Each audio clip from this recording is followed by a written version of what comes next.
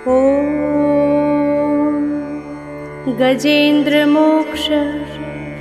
श्रीशुक उवाच एवं व्यवसितो बुद्ध्या समाधाय मनोहृदि जजाप परमं जाप्यं प्राग्जन्मन्यनुशिक्षितं। गजेन्द्र उवाच ॐ नमो भगवते तस्मै यत एतच्चिदात्मकं पुरुषायादिबीजाय परेशायाभिधीमहि।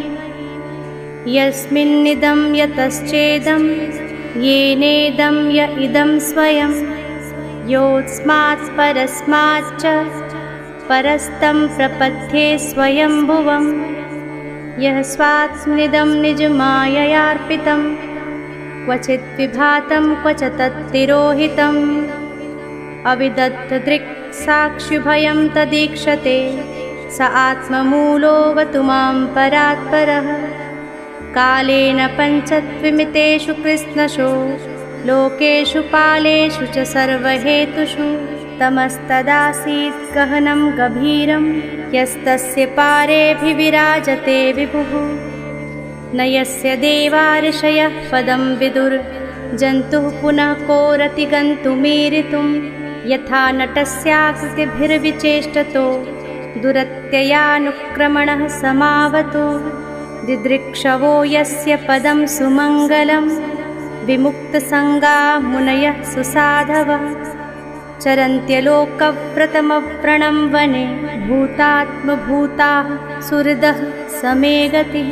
न विद्यते यस्य न जन्म कर्म वा न नामरूपे गुणदोष एव वा। तथापि लोकाप्ययसम्भवाय यः स्वमायया तान्यनुकालमृच्छति। तस्मै नमः परेशाय ब्रह्मणेऽनन्तशक्तये अरूपायोररूपाय नमः आश्चर्यकर्मणे। नमः आत्मप्रदीपाय साक्षिणे परमात्मने। नमो गिरां विदूराय मनसश्चेतसामपि सत्त्वेन प्रतिलभ्याय नैष्कर्म्येण विपश्चिता। नमः कैवल्यनाथाय निर्वाणसुखसंविदे। नमः शान्ताय घोराय मूढाय गुणधर्मिणे। निर्विशेषाय साम्याय नमो ज्ञानघनाय च क्षेत्रज्ञाय नमस्तुभ्यं सर्वाध्यक्षाय साक्षिणे। पुरुषायात्ममूलाय मूलप्रकृतये नमः। सर्वेन्द्रियगुणद्रष्टे सर्वप्रत्ययहेतवे असताच्छाययोक्ताय सदाभासाय ते नमः।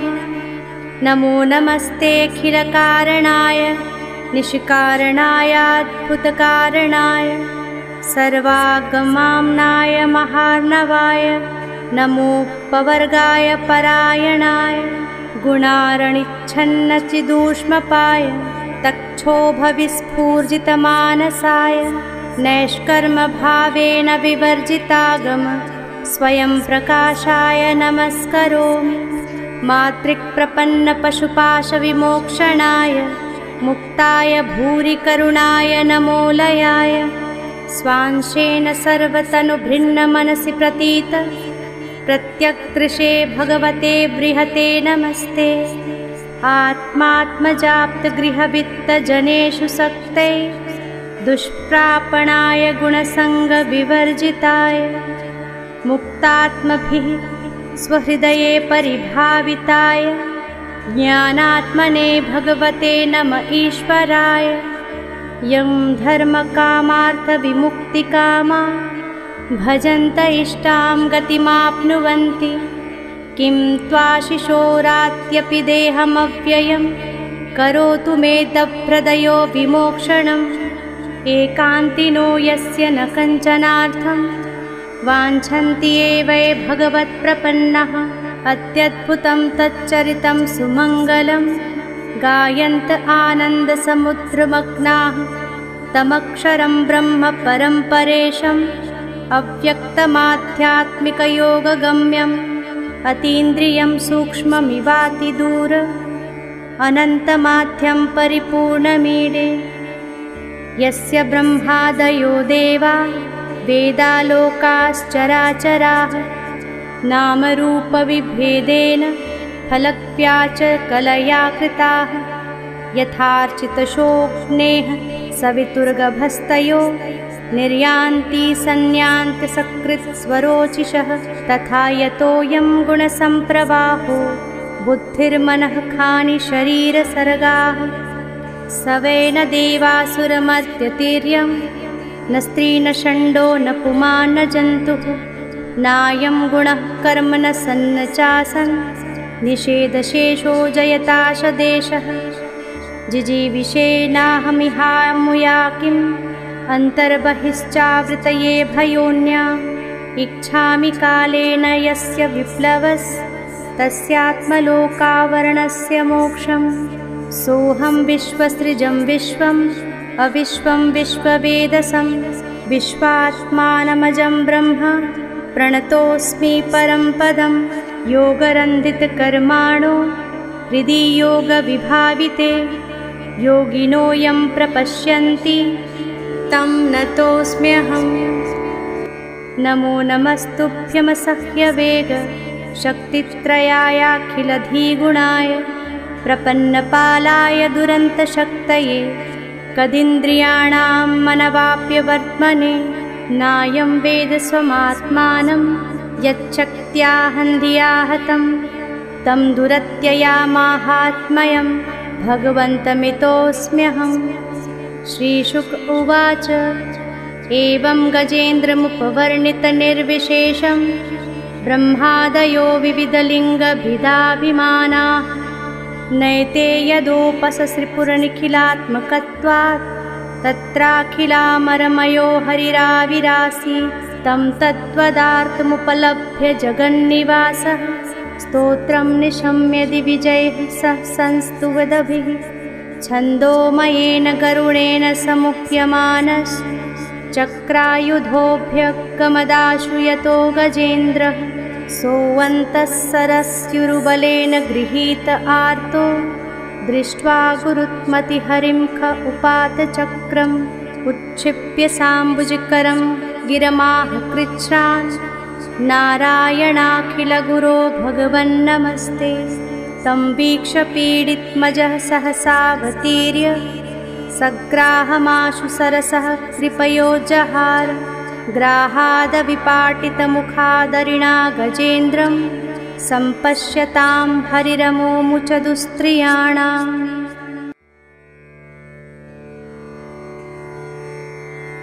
ॐ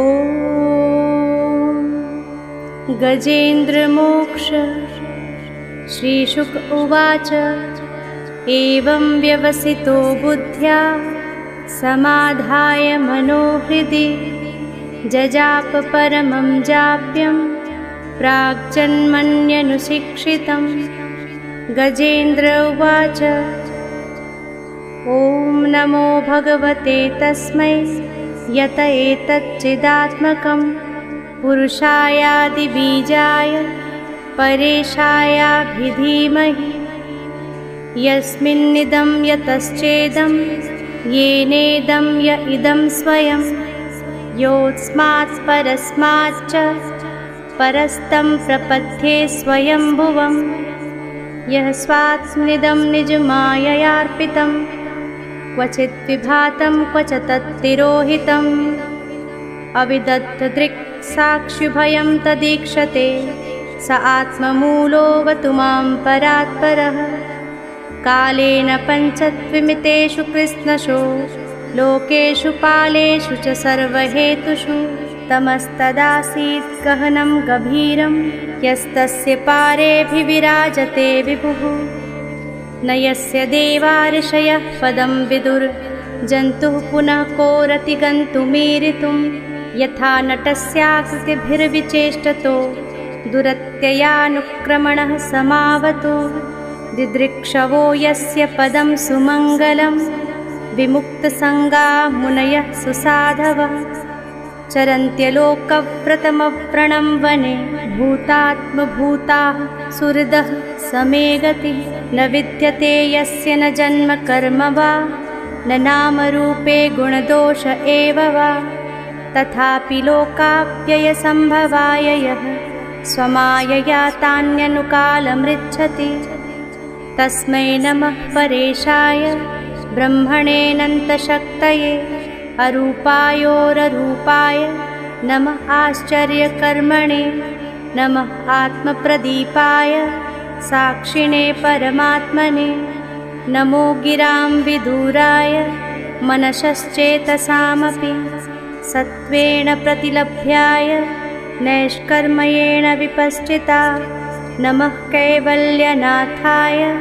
निर्वाणसुखसंविदे नमः शान्ताय घोराय मूढाय गुणधर्मिणे निर्विशेषाय साम्याय नमो ज्ञानघनाय च क्षेत्रज्ञाय नमस्तुभ्यं सर्वाध्यक्षाय साक्षिणे पुरुषायात्ममूलाय मूलप्रकृतये नमः सर्वेन्द्रियगुणद्रष्टे सर्वप्रत्ययहेतवे असताच्छाययोक्ताय सदाभासाय ते नमः नमो नमस्तेऽखिलकारणाय निष्कारणायाद्भुतकारणाय सर्वागमाम्नाय महार्णवाय नमोपवर्गाय परायणाय गुणारणिच्छन्नचिदूष्मपाय तक्षोभविस्फूर्जितमानसाय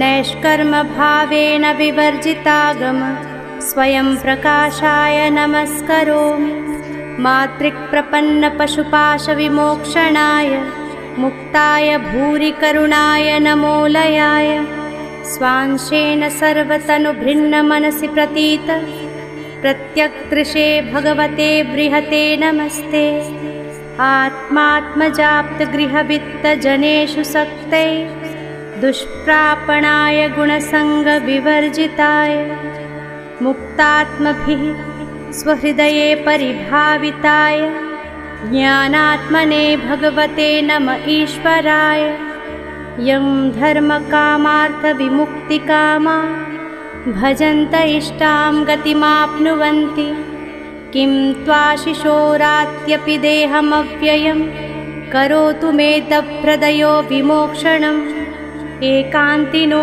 यस्य न कञ्चनार्थं वाञ्छन्ति एव भगवत्प्रपन्नः अत्यद्भुतं तच्चरितं सुमङ्गलं गायन्त आनन्दसमुद्रमग्नाः तमक्षरं ब्रह्म परं परेशम् अव्यक्तमाध्यात्मिकयोगगम्यम् अतीन्द्रियं सूक्ष्ममिवातिदूर अनन्तमाध्यं परिपूर्णमीडे यस्य ब्रह्मादयो देवा वेदालोकाश्चराचराः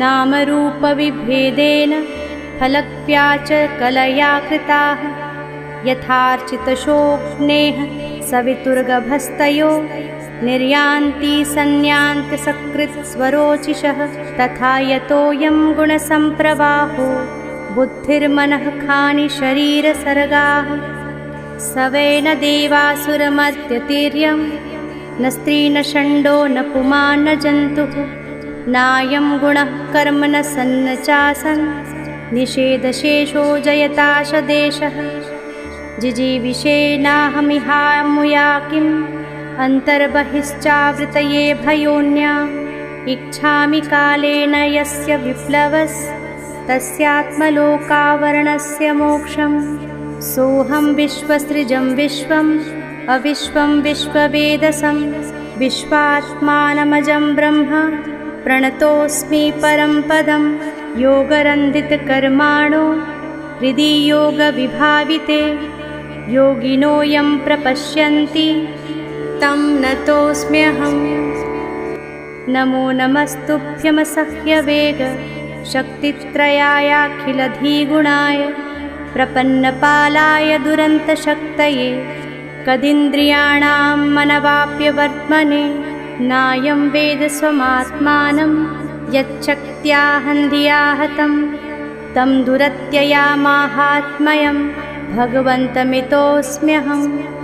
श्रीशुक उवाच एवं गजेन्द्रमुपवर्णितनिर्विशेषं ब्रह्मादयो विविधलिङ्गभिदाभिमानाः नैते यदोपससृपुरनिखिलात्मकत्वात् तत्राखिलामरमयो हरिराविरासीत् तं तत्त्वदार्तमुपलभ्य जगन्निवासः स्तोत्रं निशम्य दिविजैः सह संस्तुवदभिः छन्दोमयेन गरुडेन समुह्यमानश्चक्रायुधोऽभ्यगमदाशु यतो गजेन्द्रः सोऽन्तः सरस्युरुबलेन गृहीत आर्तो दृष्ट्वा गुरुत्मतिहरिं ख उपात चक्रम् उच्छिप्य साम्बुजकरं गिरमाह कृच्छ्रान् नारायणाखिलगुरो भगवन्नमस्ते।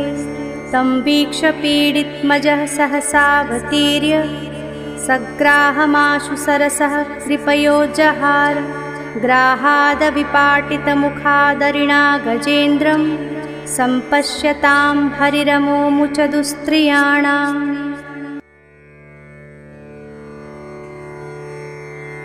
ॐ गजेन्द्रमोक्ष। श्रीशुक उवाच एवं व्यवसितो बुद्ध्या समाधाय मनोहृदि जजाप परमं जाप्यं प्राग्जन्मन्यनुशिक्षितं।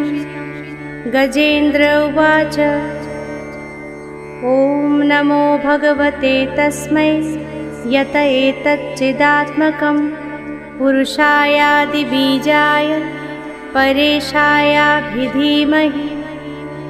यस्मिन्निदं यतश्चेदं येनेदं य इदं स्वयं योऽस्मात् परस्माच्च परस्तं प्रपद्ये स्वयंभुवं यः स्वात्मनिदं निजमाययार्पितं क्वचित् विभातं क्वच तत्तिरोहितम् अविदग्धदृक्साक्षिभयं तदीक्षते स आत्ममूलोऽवतु मां परात्परः। कालेन पञ्चत्विमितेषु कृत्स्नषु लोकेषु पालेषु च सर्वहेतुषु तमस्तदासीत् गहनं गभीरं यस्तस्य पारेऽभिविराजते विभुः न यस्य देवा ऋषयः पदं विदुर्जन्तुः पुनः कोरति गन्तुमीरितुं यथा नटस्याकृतिभिर्विचेष्टतो दुरत्ययानुक्रमणः समावतो दिदृक्षवो यस्य पदं सुमङ्गलं विमुक्तसङ्गा मुनयः सुसाधवः चरन्त्यलोकव्रतमव्रणं वने भूतात्मभूताः सुहृदः समे गतिः न विद्यते यस्य न जन्म कर्म वा न नामरूपे गुणदोष एव वा तथापि लोकाप्ययसम्भवाय यः स्वमायया तान्यनुकालमृच्छति तस्मै नमः परेशाय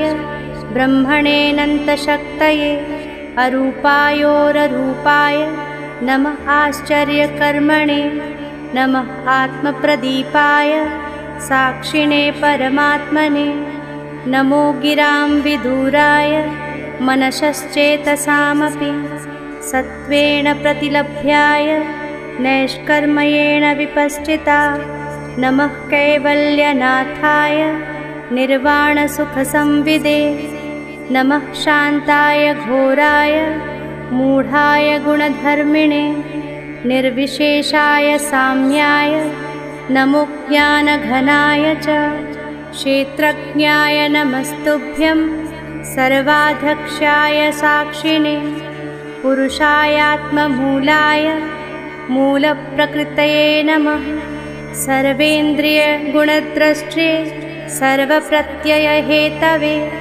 असताच्छाययोक्ताय सदाभासाय ते नमः नमो नमस्तेऽखिलकारणाय निष्कारणायाद्भुतकारणाय सर्वागमाम्नाय महार्णवाय नमोपवर्गाय परायणाय गुणारणिच्छन्नचिदूष्मपाय तक्षोभविस्फूर्जितमानसाय नैष्कर्मभावेन विवर्जितागम स्वयं प्रकाशाय नमस्करोमि। मातृक्प्रपन्नपशुपाशविमोक्षणाय मुक्ताय भूरि करुणाय नमोलयाय। स्वांशेन सर्वतनुभृन्नमनसि प्रतीत प्रत्यक्दृशे भगवते बृहते नमस्ते। आत्मात्मजाप्तगृहवित्तजनेषु सक्ते दुष्प्रापणाय गुणसङ्गविवर्जिताय।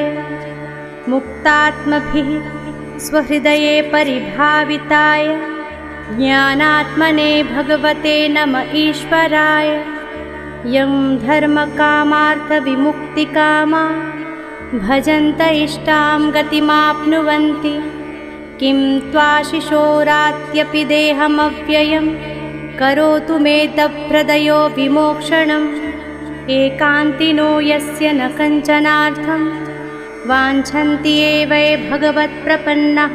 अत्यद्भुतं तच्चरितं सुमङ्गलं गायन्त आनन्दसमुद्रमग्नाः तमक्षरं ब्रह्म परं परेशम्। अव्यक्तमाध्यात्मिकयोगगम्यम् अतीन्द्रियं सूक्ष्ममिवातिदूर अनन्तमाध्यं परिपूर्णमीडे। यस्य ब्रह्मादयो देवा वेदालोकाश्चराचराः नामरूपविभेदेन फलक्व्याच कलया कृताः। यथार्चितशोक्नेः सवितुर्गभस्तयो निर्यान्ति सन्न्यान्त्यसकृत्स्वरोचिषः। तथा यतोऽयं गुणसम्प्रवाहो बुद्धिर्मनः खानि शरीरसर्गाः। स वै न देवासुरमर्त्यतिर्यं न स्त्री न षण्डो न पुमान् न जन्तुः। नायं गुणः कर्म न सन्न चासन् निषेधशेषो जयताशदेशः। जिजीविषेणाहमिहामुया किम् अन्तर्बहिश्चावृतये भयोन्या। इच्छामि कालेन यस्य विप्लवस्तस्यात्मलोकावरणस्य मोक्षम्। सोऽहं विश्वसृजं विश्वम् अविश्वं विश्ववेदसं। विश्वात्मानमजं ब्रह्म प्रणतोऽस्मि परं पदं। योगरन्धितकर्माणो हृदि योगविभाविते योगिनो यं प्रपश्यन्ति तं नतोऽस्म्यहम्। नमो नमस्तुभ्यमसह्यवेग शक्तित्रयायाखिलधिगुणाय प्रपन्नपालाय दुरन्तशक्तये। कदिन्द्रियाणां मनवाप्यवर्त्मने नायं वेद स्वमात्मानं यच्छक्त्या हतं तं दुरत्ययामाहात्म्यं भगवन्तमितोऽस्म्यहम्। श्रीशुक उवाच एवं गजेन्द्रमुपवर्णितनिर्विशेषं ब्रह्मादयो विविधलिङ्गभिदाभिमानाः। नैते यदोपससृपुरनिखिलात्मकत्वात् तत्राखिलामरमयो हरिराविरासीत्। तं तद्वदार्थमुपलभ्य जगन्निवासः स्तोत्रं निशम्य दिविजैः सह संस्तुवदभिः। छन्दोमयेन गरुडेन समुह्यमानश्चक्रायुधोऽभ्यगमदाशु यतो गजेन्द्रः। सोऽन्तः सरस्युरुबलेन गृहीत आर्तो दृष्ट्वा गुरुत्मतिहरिं ख उपात चक्रम्। उच्छिप्य साम्बुजकरं गिरमाह कृच्छ्रान् नारायणाखिलगुरो भगवन्नमस्ते। तं वीक्ष्य पीडितमजः सहसावतीर्य सग्राहमाशु सरसः कृपयोजहार। ग्राहादविपाटितमुखादरिणा गजेन्द्रं सम्पश्यतां हरिरमोमुच दुस्त्रियाणाम्।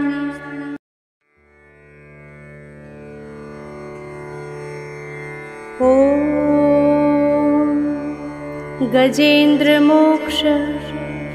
श्रीशुक उवाच एवं व्यवसितो बुद्ध्या समाधाय मनोहृदि जजाप परमं जाप्यं प्राग्जन्मन्यनुशिक्षितं।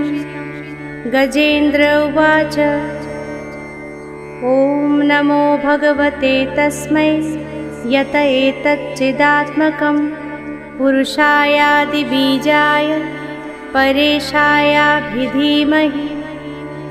यस्मिन्निदं यतश्चेदं येनेदं य इदं स्वयं योऽस्मात् परस्माच्च परस्तं प्रपद्ये स्वयंभुवम् यः स्वात्मनिदं निजमाययार्पितं क्वचित् विभातं क्वच तत्तिरोहितम् अविदग्धदृक् साक्षिभयं तदीक्षते स आत्ममूलोऽवतु मां परात्परः कालेन पञ्चत्विमितेषु कृत्स्नषु लोकेषु पालेषु च सर्वहेतुषु तमस्तदासीत् गहनं गभीरं यस्तस्य पारेऽभिविराजते विभुः न यस्य देवा ऋषयः पदं विदुर्जन्तुः पुनः कोरति गन्तुमीरितुं यथा नटस्याकृतिभिर्विचेष्टतो दुरत्ययानुक्रमणः समावतो दिदृक्षवो यस्य पदं सुमङ्गलं विमुक्तसङ्गा मुनयः सुसाधवः चरन्त्यलोकव्रतमव्रणं वने भूतात्मभूताः सुहृदः समे गतिः न विद्यते यस्य न जन्म कर्म वा न नामरूपे गुणदोष एव वा तथापि लोकाप्ययसम्भवाय यः स्वमायया तान्यनुकालमृच्छति तस्मै नमः परेशाय ब्रह्मणेऽनन्तशक्तये अरूपायोररूपाय नमः आश्चर्यकर्मणे नमः आत्मप्रदीपाय साक्षिणे परमात्मने नमो गिरां विदूराय मनसश्चेतसामपि सत्त्वेन प्रतिलभ्याय नैष्कर्म्येण विपश्चिता नमः कैवल्यनाथाय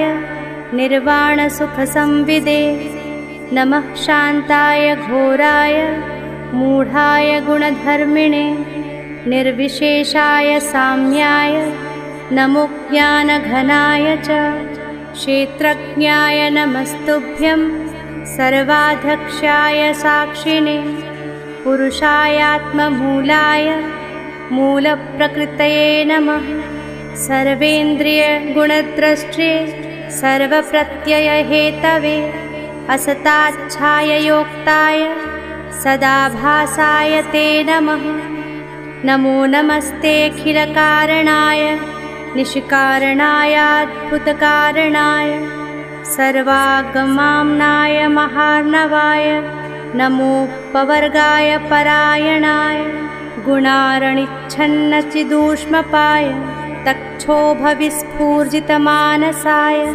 नैष्कर्मभावेन विवर्जितागम स्वयं प्रकाशाय नमस्करोमि मातृक्प्रपन्नपशुपाशविमोक्षणाय मुक्ताय भूरिकरुणाय नमोलयाय स्वांशेन सर्वतनुभृन्नमनसि प्रतीत प्रत्यक्दृशे भगवते बृहते नमस्ते आत्मात्मजाप्तगृहवित्तजनेषु सक्ते दुष्प्रापणाय गुणसङ्गविवर्जिताय मुक्तात्मभिः स्वहृदये परिभाविताय ज्ञानात्मने भगवते नम ईश्वराय यं धर्मकामार्थविमुक्तिकामा भजन्त इष्टां गतिमाप्नुवन्ति किं त्वाशिशोरात्यपि देहमव्ययं करोतु मे तप्रदयो विमोक्षणम् एकान्तिनो यस्य न कञ्चनार्थं वाञ्छन्ति एव ये भगवत्प्रपन्नः अत्यद्भुतं तच्चरितं सुमङ्गलं गायन्त आनन्दसमुद्रमग्नाः तमक्षरं ब्रह्म परं परेशम् अव्यक्तमाध्यात्मिकयोगगम्यम् अतीन्द्रियं सूक्ष्ममिवातिदूर अनन्तमाध्यं परिपूर्णमीडे यस्य ब्रह्मादयो देवा वेदालोकाश्चराचराः नामरूपविभेदेन फलक्व्याच कलया कृताः यथार्चितशोऽग्नेः सवितुर्गभस्तयो निर्यान्ति संयान्ति सकृत्स्वरोचिषः तथा यतोऽयं गुणसम्प्रवाहो बुद्धिर्मनः खानि शरीरसर्गाः स वै न देवासुरमर्त्यतिर्यं न स्त्री न षण्डो न पुमान् न जन्तुः नायं गुणः कर्म न सन्न चासन् निषेधशेषो जयताशदेशः जिजीविषेणाहमिहामुया किम् अन्तर्बहिश्चावृतये भयोन्या इच्छामि कालेन यस्य विप्लवस्तस्यात्मलोकावरणस्य मोक्षम् सोऽहं विश्वसृजं विश्वम् अविश्वं विश्ववेदसं विश्वात्मानमजं ब्रह्म प्रणतोऽस्मि परं पदं योगरन्धितकर्माणो हृदि योगविभाविते योगिनो यं प्रपश्यन्ति तं नतोऽस्म्यहम्। नमो नमस्तुभ्यमसह्यवेग शक्तित्रयायाखिलधिगुणाय प्रपन्नपालाय दुरन्तशक्तये कदिन्द्रियाणां मनवाप्यवर्त्मने नायं वेद स्वमात्मानं यच्छक्त्या हतं तं दुरत्ययामाहात्म्यं भगवन्तमितोऽस्म्यहम्।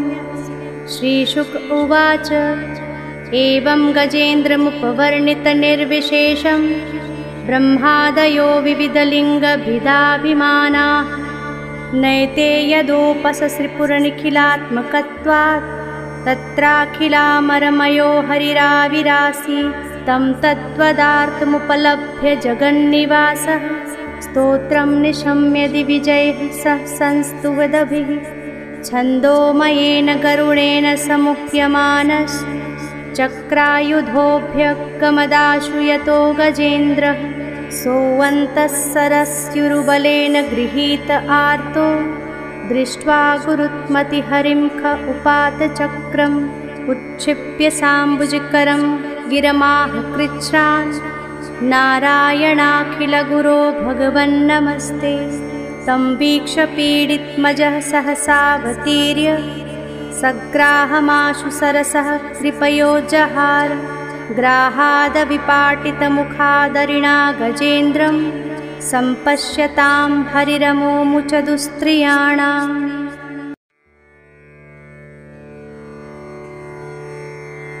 ॐ गजेन्द्रमोक्ष। श्रीशुक उवाच एवं व्यवसितो बुद्ध्या समाधाय मनोहृदि जजाप परमं जाप्यं प्राग्जन्मन्यनुशिक्षितं।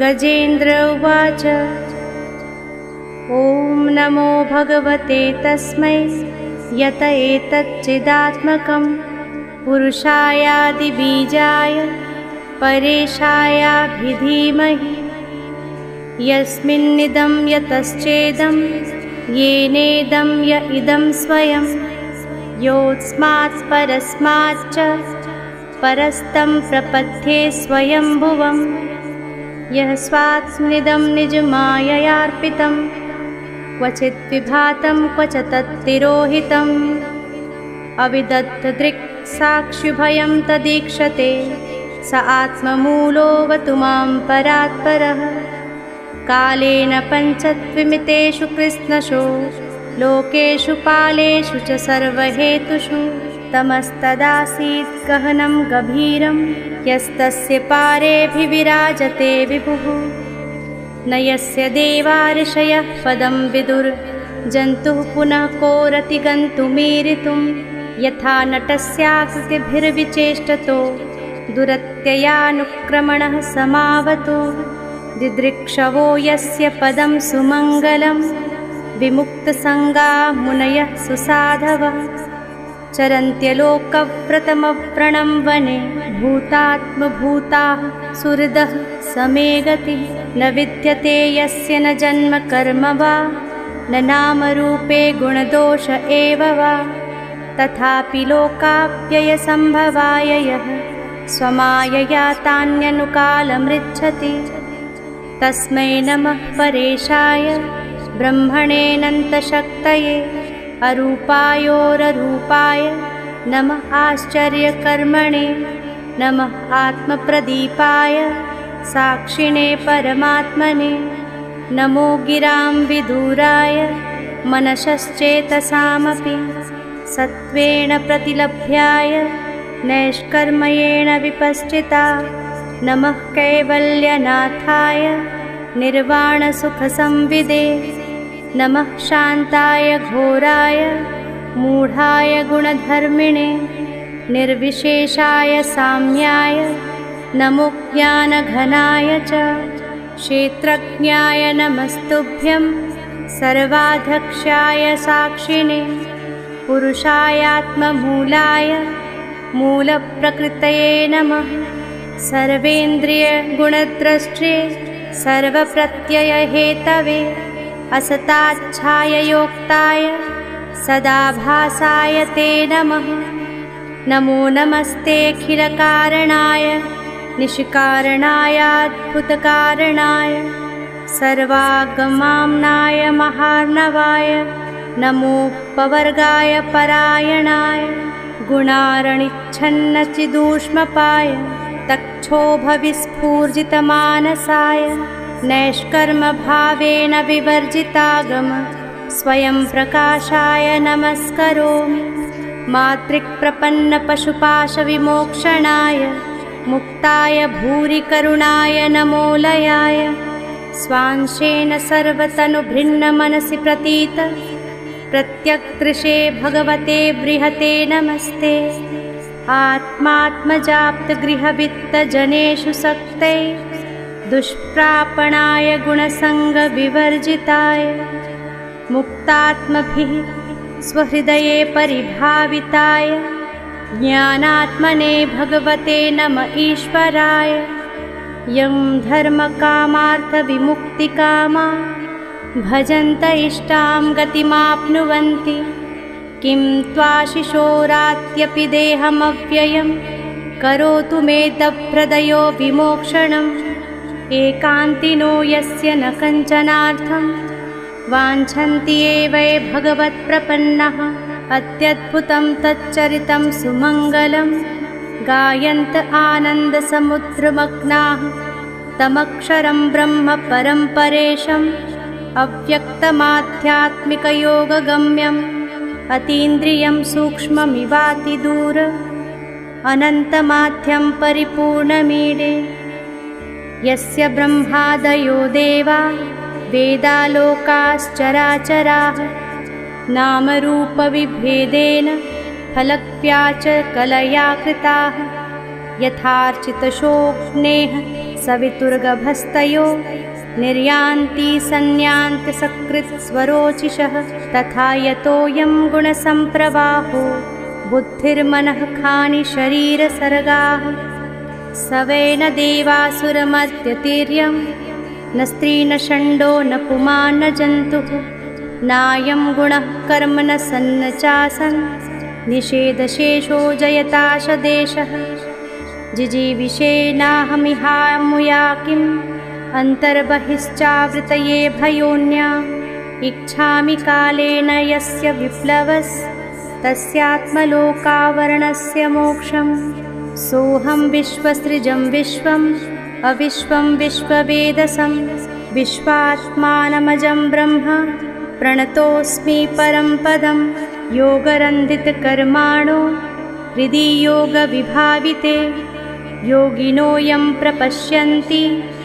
तं नतोऽस्म्यहम् नमो नमस्तुभ्यमसह्यवेग शक्तित्रयायाखिलधिगुणाय प्रपन्नपालाय दुरन्तशक्तये कदिन्द्रियाणां मनवाप्यवर्त्मने नायं वेद स्वमात्मानं यच्छक्त्याहन्धिया हतं तं दुरत्ययामाहात्म्यं भगवन्तमितोऽस्म्यहम् श्रीशुक उवाच एवं गजेन्द्रमुपवर्णितनिर्विशेषं ब्रह्मादयो विविधलिङ्गभिदाभिमानाः नैते यदोपससृपुरनिखिलात्मकत्वात् तत्राखिलामरमयो हरिराविरासीत् तं तत्त्वदार्तमुपलभ्य जगन्निवासः स्तोत्रं निशम्य दिविजयः सः संस्तुवदभिः छन्दोमयेन गरुडेन समुह्यमानश्चक्रायुधोऽभ्यगमदाशु यतो गजेन्द्रः सोऽन्तः सरस्युरुबलेन गृहीत आर्तो दृष्ट्वा गुरुत्मतिहरिं ख उपात चक्रम् उच्छिप्य साम्बुजकरं गिरमाह कृच्छ्रान् नारायणाखिलगुरो भगवन्नमस्ते तं वीक्ष्य पीडितमजः सहसावतीर्य सग्राहमाशु सरसः कृपयोजहार ग्राहादविपाटितमुखादरिणा गजेन्द्रं सम्पश्यतां हरिरमोमुचदुस्त्रियाणाम्।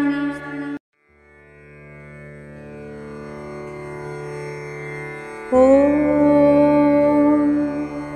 गजेन्द्रमोक्ष।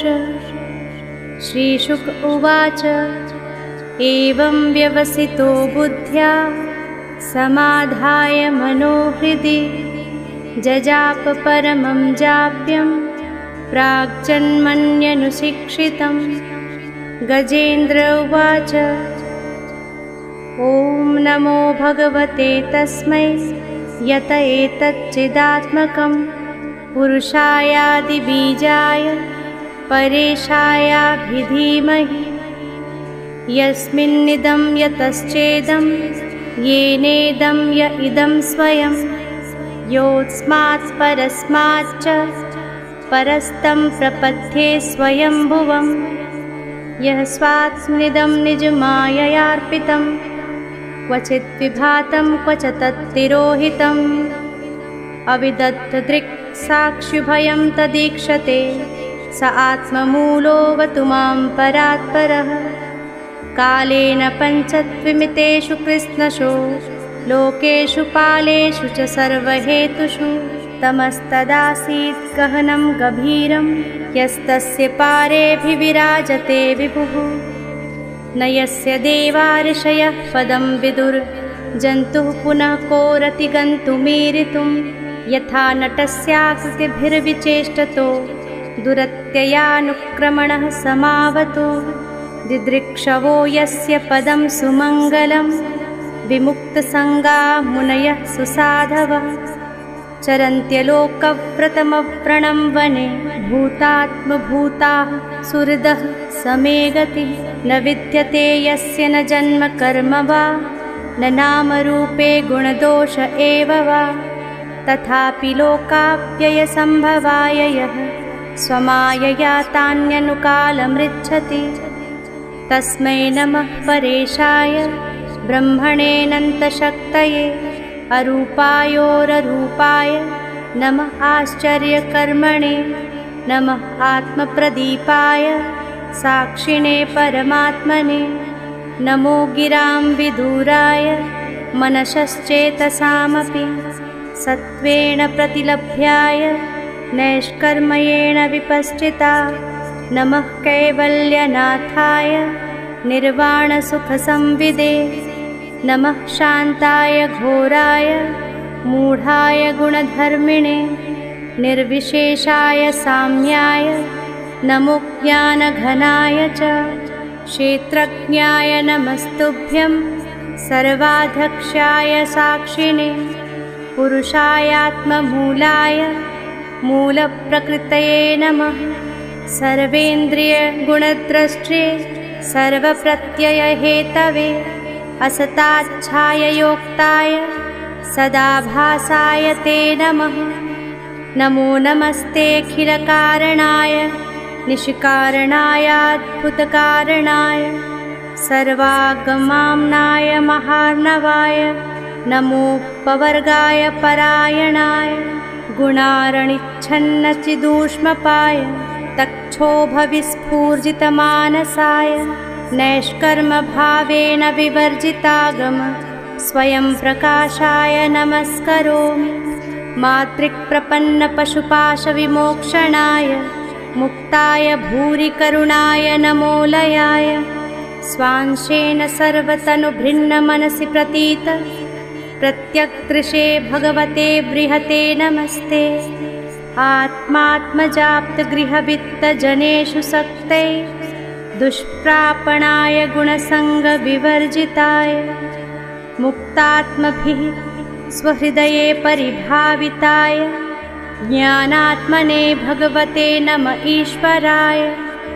यं धर्मकामार्थविमुक्तिकामा भजन्त इष्टां गतिमाप्नुवन्ति किं त्वाशिशोरात्यपि देहमव्ययं करोतु मे दभ्रदयो विमोक्षणम्।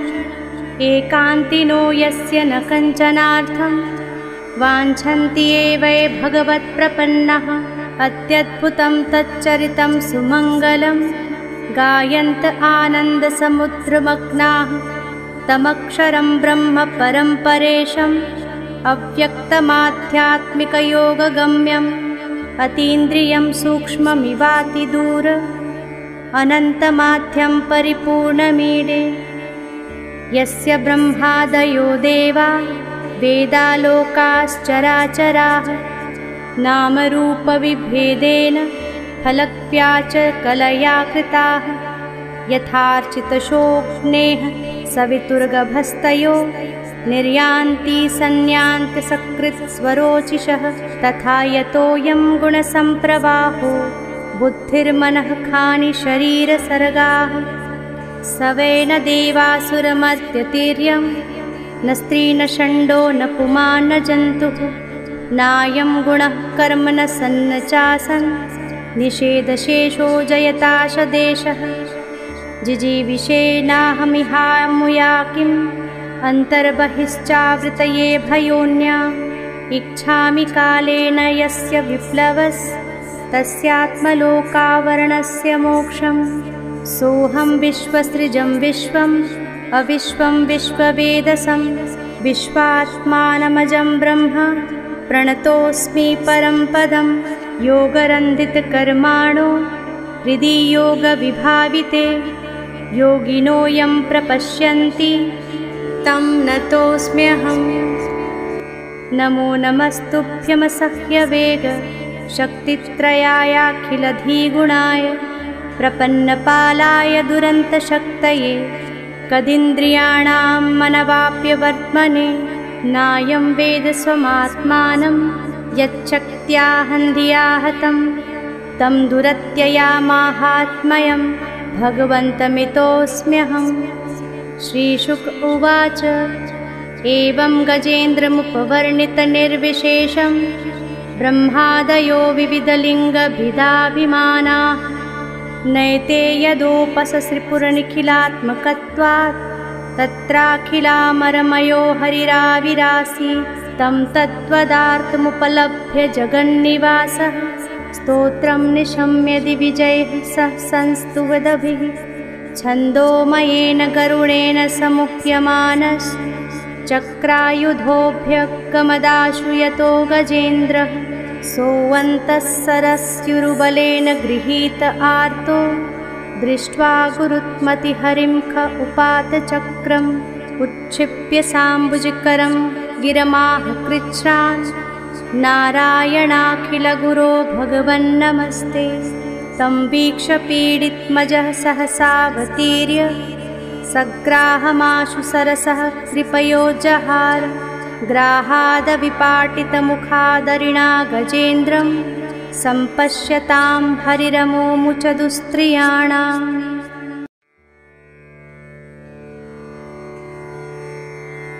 ॐ गजेन्द्रमोक्ष। श्रीशुक उवाच एवं व्यवसितो बुद्ध्या समाधाय मनोहृदि जजाप परमं जाप्यं प्राग्जन्मन्यनुशिक्षितं।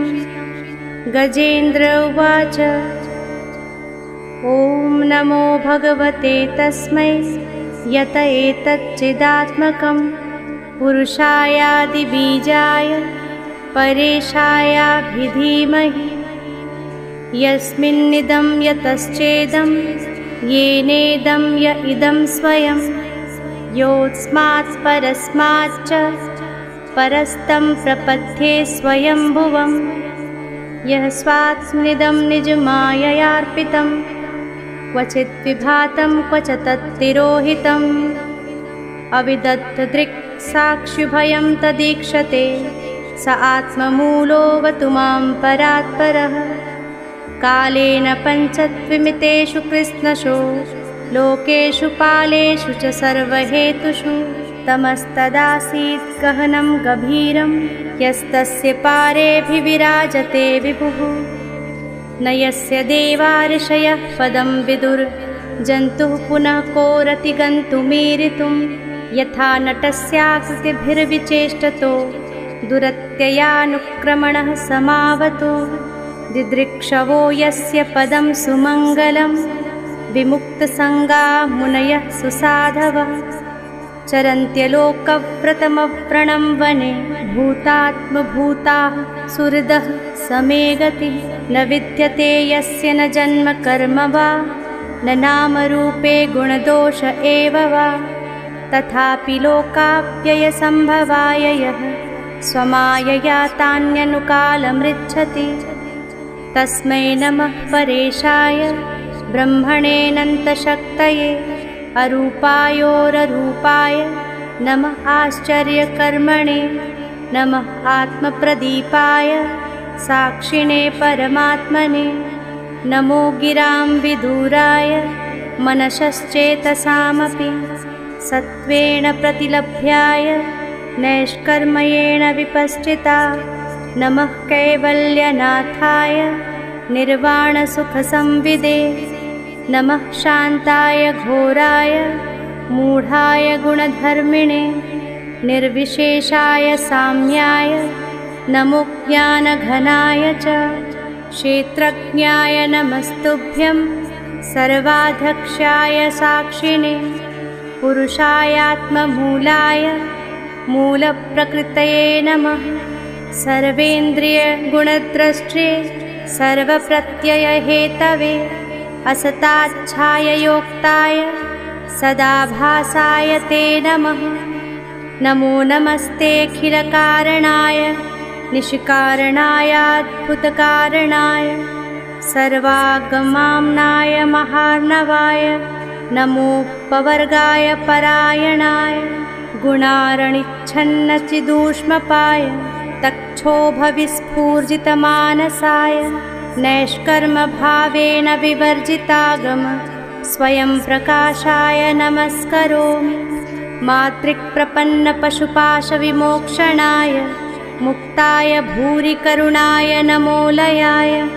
स्वांशेन सर्वतनुभृन्नमनसि प्रतीत प्रत्यक्दृशे भगवते बृहते नमस्ते आत्मात्मजाप्तगृहवित्तजनेषु सक्ते दुष्प्रापणाय गुणसङ्गविवर्जिताय मुक्तात्मभिः स्वहृदये परिभाविताय ज्ञानात्मने भगवते नम ईश्वराय यं धर्मकामार्थविमुक्तिकामा भजन्त इष्टां गतिमाप्नुवन्ति किं त्वाशिशोरात्यपि देहमव्ययं करोतु मे दभ्रदयो विमोक्षणम् एकान्तिनो यस्य न कञ्चनार्थं वाञ्छन्ति एव ये भगवत्प्रपन्नः अत्यद्भुतं तच्चरितं सुमङ्गलं गायन्त आनन्दसमुद्रमग्नाः तमक्षरं ब्रह्म परं परेशम् अव्यक्तमाध्यात्मिकयोगगम्यम् अतीन्द्रियं सूक्ष्ममिवातिदूर अनन्तमाध्यं परिपूर्णमीडे यस्य ब्रह्मादयो देवा वेदालोकाश्चराचराः नामरूपविभेदेन फलक्व्याच कलया कृताः यथार्चितशोक्नेः सवितुर्गभस्तयो निर्यान्ति सन्यान्त्यसकृत्स्वरोचिषः तथा यतोऽयं गुणसम्प्रवाहो बुद्धिर्मनः खानि शरीरसर्गाः स वै न देवासुरमर्त्यतिर्यं न स्त्री न षण्डो न पुमान् न जन्तुः नायं गुणः कर्म न सन्न चासन् निषेधशेषो जयताशदेशः जिजीविषेणाहमिहामुया किं अन्तर्बहिश्चावृतये भयोन्या इच्छामि कालेन यस्य विप्लवस् तस्यात्मलोकावरणस्य मोक्षं सोऽहं विश्वसृजं विश्वम् अविश्वं विश्ववेदसं विश्वात्मानमजं ब्रह्म प्रणतोऽस्मि परं पदं योगरन्धितकर्माणो हृदि योगविभाविते योगिनो यं प्रपश्यन्ति तं नतोऽस्म्यहम्। नमो नमस्तुभ्यमसह्यवेग शक्तित्रयायाखिलधिगुणाय प्रपन्नपालाय दुरन्तशक्तये कदिन्द्रियाणां मनवाप्यवर्त्मने नायं वेद स्वमात्मानं यच्छक्त्याहन्धिया हतं तं दुरत्ययामाहात्म्यं भगवन्तमितोऽस्म्यहम्। श्रीशुक उवाच एवं गजेन्द्रमुपवर्णितनिर्विशेषं ब्रह्मादयो विविधलिङ्गभिदाभिमानाः नैते यदोपससृपुरनिखिलात्मकत्वात् तत्राखिलामरमयो हरिराविरासीत् तं तद्वदार्थमुपलभ्य जगन्निवासः स्तोत्रं निशम्य दिविजैः सह संस्तुवदभिः छन्दोमयेन गरुडेन समुह्यमानश्चक्रायुधोऽभ्यगमदाशु यतो गजेन्द्रः सोऽन्तः सरस्युरुबलेन गृहीत आर्तो दृष्ट्वा गुरुत्मतिहरिं ख उपात चक्रम् उत्क्षिप्य साम्बुजकरं गिरमाह कृच्छ्रान् नारायणाखिलगुरो भगवन्नमस्ते तं वीक्ष्य पीडितमजः सहसावतीर्य सग्राहमाशु सरसः कृपयोजहार ग्राहादविपाटितमुखादरिणा गजेन्द्रं सम्पश्यतां हरिरमोमुच दुस्त्रियाणाम्।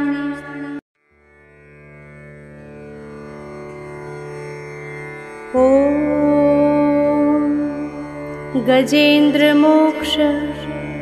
श्रीशुक उवाच एवं व्यवसितो बुद्ध्या समाधाय मनोहृदि जजाप परमं जाप्यं प्राग्जन्मन्यनुशिक्षितं। गजेन्द्र उवाच ॐ नमो भगवते तस्मै यत एतच्चिदात्मकं पुरुषायादिबीजाय परेशायाभिधीमहि यस्मिन्निदं यतश्चेदं येनेदं य इदं स्वयं योऽस्मात् परस्माच्च परस्तं प्रपद्ये स्वयंभुवं यः स्वात्मनिदं निजमाययार्पितं क्वचित् विभातं क्वच तत्तिरोहितम् अविदत्तदृक् साक्षिभयं तदीक्षते स आत्ममूलोऽवतु मां परात्परः। कालेन पञ्चत्विमितेषु कृत्स्नशो लोकेषु पालेषु च सर्वहेतुषु तमस्तदासीत् गहनं गभीरं यस्तस्य पारेऽभिविराजते विभुः न यस्य देवा ऋषयः पदं विदुर्जन्तुः पुनः कोरति गन्तुमीरितुं यथा नटस्याकृतिभिर्विचेष्टतो दुरत्ययानुक्रमणः समावतो दिदृक्षवो यस्य पदं सुमङ्गलं विमुक्तसङ्गा मुनयः सुसाधवः चरन्त्यलोकव्रतमव्रणं वने भूतात्मभूताः सुहृदः समे गतिः न विद्यते यस्य न जन्म कर्म वा न नामरूपे गुणदोष एव वा तथापि लोकाप्ययसम्भवाय यः स्वमायया तान्यनुकालमृच्छति तस्मै नमः परेशाय ब्रह्मणेऽनन्तशक्तये अरूपायोररूपाय नमः आश्चर्यकर्मणे नमः आत्मप्रदीपाय साक्षिणे परमात्मने नमो गिरां विदूराय मनसश्चेतसामपि सत्त्वेन प्रतिलभ्याय नैष्कर्मयेण विपश्चिता नमः कैवल्यनाथाय निर्वाणसुखसंविदे नमः शान्ताय घोराय मूढाय गुणधर्मिणे निर्विशेषाय साम्याय नमो ज्ञानघनाय च क्षेत्रज्ञाय नमस्तुभ्यं सर्वाध्यक्षाय साक्षिणे पुरुषायात्ममूलाय मूलप्रकृतये नमः सर्वेन्द्रियगुणद्रष्टे सर्वप्रत्ययहेतवे असताच्छाययोक्ताय सदाभासाय ते नमः नमो नमस्तेऽखिलकारणाय निष्कारणायाद्भुतकारणाय सर्वागमाम्नाय महार्णवाय नमोपवर्गाय परायणाय गुणारणिच्छन्नचिदूष्मपाय तक्षोभविस्फूर्जितमानसाय नैष्कर्मभावेन विवर्जितागम स्वयं प्रकाशाय नमस्करोमि मातृक्प्रपन्नपशुपाशविमोक्षणाय मुक्ताय भूरिकरुणाय नमोलयाय स्वांशेन सर्वतनुभृन्नमनसि प्रतीत प्रत्यक्दृशे भगवते बृहते नमस्ते आत्मात्मजाप्तगृहवित्तजनेषु सक्ते दुष्प्रापणाय गुणसङ्गविवर्जिताय मुक्तात्मभिः स्वहृदये परिभाविताय ज्ञानात्मने भगवते नम ईश्वराय यं धर्मकामार्थविमुक्तिकामा भजन्त इष्टां गतिमाप्नुवन्ति किं त्वाशिशोरात्यपि देहमव्ययं करोतु मे दभ्रदयो विमोक्षणम् एकान्तिनो यस्य न कञ्चनार्थं वाञ्छन्ति एव ये भगवत्प्रपन्नः अत्यद्भुतं तच्चरितं सुमङ्गलं गायन्त आनन्दसमुद्रमग्नाः तमक्षरं ब्रह्म परं परेशम् अव्यक्तमाध्यात्मिकयोगगम्यम् अतीन्द्रियं सूक्ष्ममिवातिदूर अनन्तमाध्यं परिपूर्णमीडे यस्य ब्रह्मादयो देवा वेदालोकाश्चराचराः नामरूपविभेदेन फलक्व्याच कलया कृताः यथार्चितशोक्नेः सवितुर्गभस्तयो निर्यान्ति सन्यान्त्यसकृत्स्वरोचिषः तथा यतोऽयं गुणसम्प्रवाहो बुद्धिर्मनः खानि शरीरसर्गाः स वै न देवासुरमर्त्यतिर्यं न स्त्री न षण्डो न पुमान् न जन्तुः नायं गुणः कर्म न सन्न चासन् निषेधशेषो जयताशदेशः जिजीविषेणाहमिहामुया किम् अन्तर्बहिश्चावृतये भयोन्या इच्छामि कालेन यस्य विप्लवस्तस्यात्मलोकावरणस्य मोक्षम् सोऽहं विश्वसृजं विश्वम् अविश्वं विश्ववेदसं विश्वात्मानमजं ब्रह्म प्रणतोऽस्मि परं पदं योगरन्धितकर्माणो हृदि योगविभाविते योगिनो यं प्रपश्यन्ति तं नतोऽस्म्यहम् नमो नमस्तुभ्यमसह्यवेग शक्तित्रयायाखिलधिगुणाय प्रपन्नपालाय दुरन्तशक्तये कदिन्द्रियाणां मनवाप्यवर्त्मने नायं वेद स्वमात्मानं यच्छक्त्याहन्धिया हतं तं दुरत्ययामाहात्म्यं भगवन्तमितोऽस्म्यहम् श्रीशुक उवाच एवं गजेन्द्रमुपवर्णितनिर्विशेषं ब्रह्मादयो विविधलिङ्गभिदाभिमानाः नैते यदोपससृपुरनिखिलात्मकत्वात् तत्राखिलामरमयो हरिराविरासीत् तं तद्वदार्थमुपलभ्य जगन्निवासः स्तोत्रं निशम्य दिविजयः सह संस्तुवदभिः छन्दोमयेन गरुडेन समुह्यमानश्चक्रायुधोऽभ्यगमदाशु यतो गजेन्द्रः सोऽन्तः सरस्युरुबलेन गृहीत आर्तो दृष्ट्वा गुरुत्मतिहरिं ख उपात चक्रम् उत्क्षिप्य साम्बुजकरं गिरमाह कृच्छ्रान् नारायणाखिलगुरो भगवन्नमस्ते।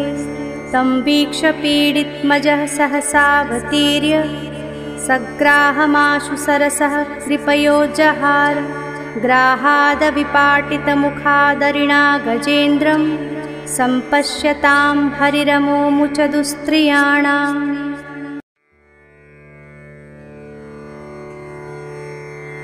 ॐ गजेन्द्रमोक्ष। श्रीशुक उवाच एवं व्यवसितो बुद्ध्या समाधाय मनोहृदि जजाप परमं जाप्यं प्राग्जन्मन्यनुशिक्षितं। गजेन्द्र उवाच ॐ नमो भगवते तस्मै यत एतच्चिदात्मकं पुरुषायादिबीजाय परेशायाभिधीमहि। यस्मिन्निदं यतश्चेदं येनेदं य इदं स्वयं योऽस्मात् परस्माच्च परस्तं प्रपद्ये स्वयंभुवम्। यः स्वात्मनिदं निजमाययार्पितं क्वचित् विभातं क्वच तत्तिरोहितम्। अविदत्तदृक् साक्षिभयं तदीक्षते स आत्ममूलोऽवतु मां परात्परः। कालेन पञ्चत्वमितेषु कृत्स्नशो लोकेषु पालेषु च सर्वहेतुषु तमस्तदासीत् गहनं गभीरं यस्तस्य पारेऽभिविराजते विभुः। न यस्य देवा ऋषयः पदं विदुर्जन्तुः पुनः कोरति गन्तुमीरितुं। यथा नटस्याकृतिभिर्विचेष्टतो दुरत्ययानुक्रमणः समावतो। दिदृक्षवो यस्य पदं सुमङ्गलं विमुक्तसङ्गा मुनयः सुसाधवः। चरन्त्यलोकव्रतमव्रणं वने भूतात्मभूताः सुहृदः समे गतिः। न विद्यते यस्य न जन्म कर्म वा न नामरूपे गुणदोष एव वा। तथापि लोकाप्ययसम्भवाय यः स्वमायया तान्यनुकालमृच्छति तस्मै नमः परेशाय ब्रह्मणेऽनन्तशक्तये। अरूपायोररूपाय नमः आश्चर्यकर्मणे। नमः आत्मप्रदीपाय साक्षिणे परमात्मने। नमो गिरां विदूराय मनसश्चेतसामपि सत्त्वेन प्रतिलभ्याय नैष्कर्म्येण विपश्चिता। नमः कैवल्यनाथाय निर्वाणसुखसंविदे। नमः शान्ताय घोराय मूढाय गुणधर्मिणे। निर्विशेषाय साम्याय नमो ज्ञानघनाय च। क्षेत्रज्ञाय नमस्तुभ्यं सर्वाध्यक्षाय साक्षिणे। पुरुषायात्ममूलाय मूलप्रकृतये नमः। सर्वेन्द्रियगुणद्रष्टे सर्वप्रत्ययहेतवे। असताच्छाययोक्ताय सदाभासाय ते नमः। नमो नमस्तेऽखिलकारणाय निष्कारणायाद्भुतकारणाय सर्वागमाम्नाय महार्णवाय। नमोपवर्गाय परायणाय गुणारणिच्छन्नचिदूष्मपाय तक्षोभविस्फूर्जितमानसाय। नैष्कर्मभावेन विवर्जितागम स्वयं प्रकाशाय नमस्करोमि। मातृक्प्रपन्नपशुपाशविमोक्षणाय मुक्ताय भूरिकरुणाय नमोलयाय। स्वांशेन सर्वतनुभृन्नमनसि प्रतीत प्रत्यक्दृशे भगवते बृहते नमस्ते। आत्मात्मजाप्तगृहवित्तजनेषु सक्ते दुष्प्रापणाय गुणसङ्गविवर्जिताय। मुक्तात्मभिः स्वहृदये परिभाविताय ज्ञानात्मने भगवते नम ईश्वराय। यं धर्मकामार्थविमुक्तिकामा भजन्त इष्टां गतिमाप्नुवन्ति। किं त्वाशिशोरात्यपि देहमव्ययं करोतु मे दभ्रदयो विमोक्षणम् एकान्तिनो यस्य न कञ्चनार्थं वाञ्छन्ति एव भगवत्प्रपन्नः अत्यद्भुतं तच्चरितं सुमङ्गलं गायन्त आनन्दसमुद्रमग्नाः तमक्षरं ब्रह्म परं परेशम् अव्यक्तमाध्यात्मिकयोगगम्यम् अतीन्द्रियं सूक्ष्ममिवातिदूर अनन्तमाध्यं परिपूर्णमीडे यस्य ब्रह्मादयो देवा वेदालोकाश्चराचराः नामरूपविभेदेन फलक्व्याच कलया कृताः यथार्चितशोक्नेः सवितुर्गभस्तयो निर्यान्ति संयान्ति सकृत्स्वरोचिषः तथा यतोऽयं गुणसम्प्रवाहो बुद्धिर्मनः खानि शरीरसर्गाः स वै न देवासुरमर्त्यतिर्यं न स्त्री न षण्डो न पुमान् न जन्तुः नायं गुणः कर्म न सन्न चासन् निषेधशेषो जयताशदेशः जिजीविषेणाहमिहामुया किम् अन्तर्बहिश्चावृतये भयोन्या इच्छामि कालेन यस्य विप्लवस्तस्यात्मलोकावरणस्य मोक्षम् सोऽहं विश्वसृजं विश्वम् अविश्वं विश्ववेदसं विश्वात्मानमजं ब्रह्म प्रणतोऽस्मि परं पदं योगरन्धितकर्माणो हृदि योगविभाविते योगिनो यं प्रपश्यन्ति तं नतोऽस्म्यहम् नमो नमस्तुभ्यमसह्यवेग शक्तित्रयायाखिलधिगुणाय प्रपन्नपालाय दुरन्तशक्तये कदिन्द्रियाणां मनवाप्यवर्त्मने नायं वेद स्वमात्मानं यच्छक्त्या हतं तं दुरत्ययामाहात्म्यं भगवन्तमितोऽस्म्यहम् श्रीशुक उवाच एवं गजेन्द्रमुपवर्णितनिर्विशेषं ब्रह्मादयो विविधलिङ्गभिदाभिमानाः नैते यदोपससृपुरनिखिलात्मकत्वात् तत्राखिलामरमयो हरिराविरासीत् तं तद्वदार्थमुपलभ्य जगन्निवासः स्तोत्रं निशम्य दिविजयः सह संस्तुवदभिः छन्दोमयेन गरुडेन समुह्यमानश्चक्रायुधोऽभ्यगमदाशु यतो गजेन्द्रः सोऽन्तः सरस्युरुबलेन गृहीत आर्तो दृष्ट्वा गुरुत्मतिहरिं ख उपात चक्रम् उच्छिप्य साम्बुजकरं गिरमाह कृच्छ्रान् नारायणाखिलगुरो भगवन्नमस्ते तं वीक्ष्य पीडितमजः सहसावतीर्य सग्राहमाशु सरसः कृपयो जहार ग्राहादविपाटितमुखादरिणा गजेन्द्रं सम्पश्यतां हरिरमोमुच दुस्त्रियाणाम्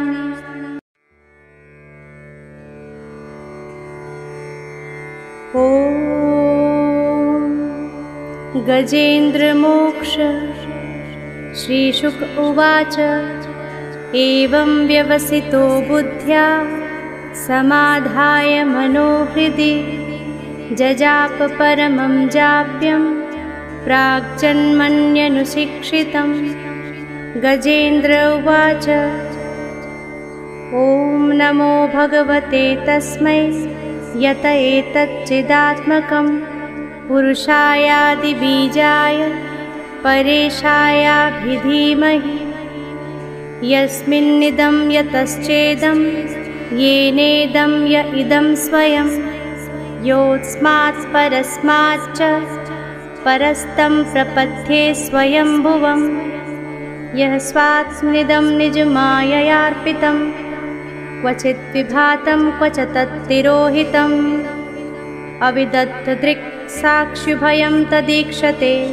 स आत्ममूलोऽवतु मां परात्परः कालेन पञ्चत्विमितेषु कृत्स्नशो लोकेषु पालेषु च सर्वहेतुषु तमस्तदासीत् गहनं गभीरं यस्तस्य पारेऽभिविराजते विभुः न यस्य देवा ऋषयः पदं विदुर् जन्तुः पुनः कोरति गन्तुमीरितुं यथा नटस्याकृतिभिर्विचेष्टतो दुरत्ययानुक्रमणः समावतो दिदृक्षवो यस्य पदं सुमङ्गलं विमुक्तसङ्गा मुनयः सुसाधवः चरन्त्यलोकव्रतमव्रणं वने भूतात्मभूताः सुहृदः समे गतिः न विद्यते यस्य न जन्म कर्म वा न नामरूपे गुणदोष एव वा तथापि लोकाप्ययसम्भवाय यः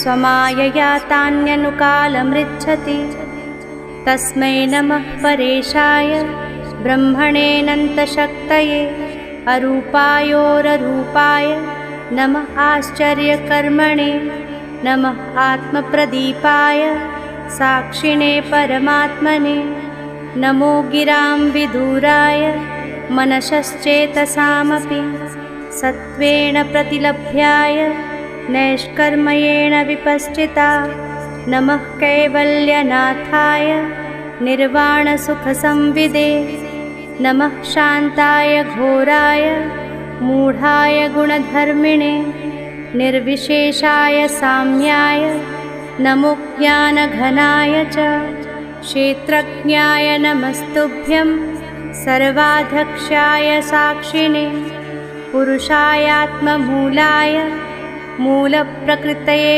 नमः सर्वेन्द्रियगुणद्रष्टे सर्वप्रत्ययहेतवे असताच्छाययोक्ताय सदाभासाय ते नमः नमो नमस्तेऽखिलकारणाय निष्कारणायाद्भुतकारणाय सर्वागमाम्नाय महार्णवाय नमोपवर्गाय परायणाय गुणारणिच्छन्नचिदूष्मपाय तक्षोभविस्फूर्जितमानसाय नैष्कर्मभावेन विवर्जितागम स्वयं प्रकाशाय नमस्करोमि मातृक्प्रपन्नपशुपाशविमोक्षणाय मुक्ताय भूरिकरुणाय नमोलयाय स्वांशेन सर्वतनुभृन्नमनसि प्रतीत प्रत्यक्दृशे भगवते बृहते नमस्ते आत्मात्मजाप्तगृहवित्तजनेषु सक्ते दुष्प्रापणाय गुणसङ्गविवर्जिताय मुक्तात्मभिः स्वहृदये परिभाविताय ज्ञानात्मने भगवते नम ईश्वराय यं धर्मकामार्थविमुक्तिकामा भजन्त इष्टां गतिमाप्नुवन्ति किं त्वाशिशोरात्यपि देहमव्ययं करोतु मे तप्रदयो विमोक्षणम् एकान्तिनो यस्य न कञ्चनार्थं वाञ्छन्ति एव ये भगवत्प्रपन्नः अत्यद्भुतं तच्चरितं सुमङ्गलं गायन्त आनन्दसमुद्रमग्नाः तमक्षरं ब्रह्म परं परेशम् अव्यक्तमाध्यात्मिकयोगगम्यम् अतीन्द्रियं सूक्ष्ममिवातिदूर अनन्तमाध्यं परिपूर्णमीडे यस्य ब्रह्मादयो देवा वेदालोकाश्चराचराः नामरूपविभेदेन फलक्व्याच कलया कृताः यथार्चितशोक्नेः सवितुर्गभस्तयो निर्यान्ति संयान्ति सकृत्स्वरोचिषः तथा यतोऽयं गुणसम्प्रवाहो बुद्धिर्मनः खानि शरीरसर्गाः स वै न देवासुरमर्त्यतिर्यं न स्त्री न षण्डो न पुमान् न जन्तुः नायं गुणः कर्म न सन्न चासन् निषेधशेषो जयताशदेशः जिजीविषेनाहमिहामुया किम् अन्तर्बहिश्चावृतये भयोन्या इच्छामि कालेन यस्य विप्लवस्तस्यात्मलोकावरणस्य मोक्षम् सोऽहं विश्वसृजं विश्वम् अविश्वं विश्ववेदसं विश्वात्मानमजं ब्रह्म प्रणतोऽस्मि परं पदं योगरन्धितकर्माणो हृदि योगविभाविते योगिनो यं प्रपश्यन्ति तं नतोऽस्म्यहम्। नमो नमस्तुभ्यमसह्यवेग शक्तित्रयायाखिलधिगुणाय प्रपन्नपालाय दुरन्तशक्तये कदिन्द्रियाणां मनवाप्यवर्त्मने। नायं वेद स्वमात्मानं यच्छक्त्याहन्धियाहतं तं दुरत्ययामाहात्म्यं भगवन्तमितोऽस्म्यहम्। श्रीशुक उवाच एवं गजेन्द्रमुपवर्णितनिर्विशेषं ब्रह्मादयो विविधलिङ्गभिदाभिमानाः नैते यदोपससृपुरनिखिलात्मकत्वात् तत्राखिलामरमयो हरिराविरासीत् तं तद्वदार्थमुपलभ्य जगन्निवासः स्तोत्रं निशम्य दिविजयः सह संस्तुवदभिः छन्दोमयेन गरुडेन समुह्यमानश्चक्रायुधोऽभ्यगमदाशु यतो गजेन्द्रः सोऽन्तः सरस्युरुबलेन गृहीत आर्तो दृष्ट्वा गुरुत्मतिहरिं ख उपात चक्रम् उच्छिप्य साम्बुजकरं गिरमाह कृच्छ्रान् नारायणाखिलगुरो भगवन्नमस्ते। तं वीक्ष्य पीडितमजः सहसावतीर्य सग्राहमाशु सरसः कृपयोजहार ग्राहादविपाटितमुखादरिणा गजेन्द्रं सम्पश्यतां हरिरमोमुच दुस्त्रियाणाम्।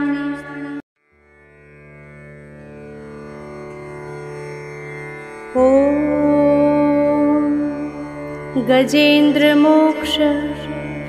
श्रीशुक उवाच एवं व्यवसितो बुद्ध्या समाधाय मनोहृदि जजाप परमं जाप्यं प्राग्जन्मन्यनुशिक्षितं। गजेन्द्र उवाच ॐ नमो भगवते तस्मै यत एतच्चिदात्मकं पुरुषायादिबीजाय परेशायाभिधीमहि यस्मिन्निदं यतश्चेदं येनेदं य इदं स्वयं योऽस्मात् परस्माच्च परस्तं प्रपद्ये स्वयंभुवम्। यः स्वात्मनिदं निजमाययार्पितं क्वचित् विभातं क्वच तत्तिरोहितम् अविदग्धदृक् साक्षिभयं तदीक्षते स आत्ममूलोऽवतु मां परात्परः। कालेन पञ्चत्वमितेषु कृत्स्नशो लोकेषु पालेषु च सर्वहेतुषु तमस्तदासीत् गहनं गभीरं यस्तस्य पारेऽभिविराजते विभुः। न यस्य देवा ऋषयः पदं विदुर् जन्तुः पुनः कोरति गन्तुमीरितुं यथा नटस्याकृतिभिर्विचेष्टतो दुरत्ययानुक्रमणः समावतो।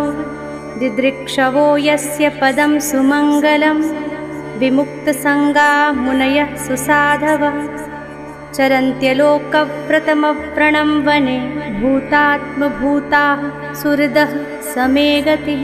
न विद्यते यस्य न जन्म कर्म वा न नामरूपे गुणदोष एव वा तथापि लोकाप्ययसम्भवाय यः स्वमायया तान्यनुकालमृच्छति तस्मै नमः परेशाय ब्रह्मणेऽनन्तशक्तये अरूपायोररूपाय नमः आश्चर्यकर्मणे नमः आत्मप्रदीपाय साक्षिणे परमात्मने। नमो गिरां विदूराय मनसश्चेतसामपि सत्त्वेन प्रतिलभ्याय नैष्कर्म्येण विपश्चिता। नमः कैवल्यनाथाय निर्वाणसुखसंविदे नमः शान्ताय घोराय मूढाय गुणधर्मिणे निर्विशेषाय साम्याय नमो ज्ञानघनाय च क्षेत्रज्ञाय नमस्तुभ्यं सर्वाध्यक्षाय साक्षिणे पुरुषायात्ममूलाय मूलप्रकृतये नमः सर्वेन्द्रियगुणद्रष्ट्रे सर्वप्रत्ययहेतवे असताच्छाययोक्ताय सदा भासाय ते नमः। नमो नमस्तेऽखिलकारणाय निष्कारणायाद्भुतकारणाय सर्वागमाम्नाय महार्णवाय नमोपवर्गाय परायणाय गुणारणिच्छन्नचिदूष्मपाय तक्षोभविस्फूर्जितमानसाय नैष्कर्मभावेन विवर्जितागम स्वयं प्रकाशाय नमस्करोमि। मातृक्प्रपन्नपशुपाशविमोक्षणाय मुक्ताय भूरिकरुणाय नमोलयाय स्वांशेन सर्वतनुभृन्नमनसि प्रतीत प्रत्यक्दृशे भगवते बृहते नमस्ते। आत्मात्मजाप्तगृहवित्तजनेषु सक्ते दुष्प्रापणाय गुणसङ्गविवर्जिताय मुक्तात्मभिः स्वहृदये परिभाविताय ज्ञानात्मने भगवते नम ईश्वराय। यं धर्मकामार्थविमुक्तिकामा भजन्त इष्टां गतिमाप्नुवन्ति किं त्वाशिशोरात्यपि देहमव्ययं करोतु मे तप्रदयो विमोक्षणम्। एकान्तिनो यस्य न कञ्चनार्थं वाञ्छन्ति एव ये भगवत्प्रपन्नः अत्यद्भुतं तच्चरितं सुमङ्गलं गायन्त आनन्दसमुद्रमग्नाः तमक्षरं ब्रह्म परं परेशम् अव्यक्तमाध्यात्मिकयोगगम्यम् अतीन्द्रियं सूक्ष्ममिवातिदूर अनन्तमाध्यं परिपूर्णमीडे। यस्य ब्रह्मादयो देवा वेदालोकाश्चराचराः नामरूपविभेदेन फलक्व्याच कलया कृताः यथार्चितशोक्नेः सवितुर्गभस्तयो निर्यान्ति संयान्ति सकृत्स्वरोचिषः तथा यतोऽयं गुणसम्प्रवाहो बुद्धिर्मनः खानि शरीरसर्गाः सवेन देवासुरमर्त्यतिर्यं न स्त्री न षण्डो न पुमान् न जन्तुः नायं गुणः कर्म न सन्न चासन् निषेधशेषो जयताशदेशः जिजीविषेनाहमिहामुया किम् अन्तर्बहिश्चावृतये भयोन्या इच्छामि कालेन यस्य विप्लवस्तस्यात्मलोकावरणस्य मोक्षम्। सोऽहं विश्वसृजं विश्वम् अविश्वं विश्ववेदसं विश्वात्मानमजं ब्रह्म प्रणतोऽस्मि परं पदं। योगरन्धितकर्माणो हृदि योगविभाविते योगिनो यं प्रपश्यन्ति तं नतोऽस्म्यहम्।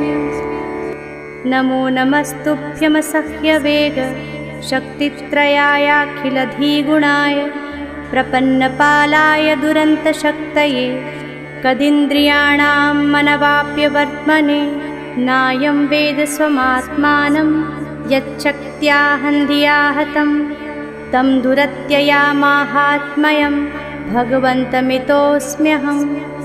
श्रीशुक उवाच एवं गजेन्द्रमुपवर्णितनिर्विशेषं ब्रह्मादयो विविधलिङ्गभिदाभिमानाः नैते यदोपससृपुरनिखिलात्मकत्वात् तत्राखिलामरमयो हरिराविरासि तं तद्वदार्थमुपलभ्य जगन्निवासः स्तोत्रं निशम्य दिविजैः सह संस्तुवदभिः छन्दोमयेन गरुडेन समुह्यमानश्चक्रायुधोऽभ्यगमदाशु यतो गजेन्द्रः सोऽन्तः सरस्युरुबलेन गृहीत आर्तो दृष्ट्वा गुरुत्मतिहरिं ख उपात चक्रम् उच्छिप्य साम्बुजकरं गिरमाह कृच्छ्रान् नारायणाखिलगुरो भगवन्नमस्ते।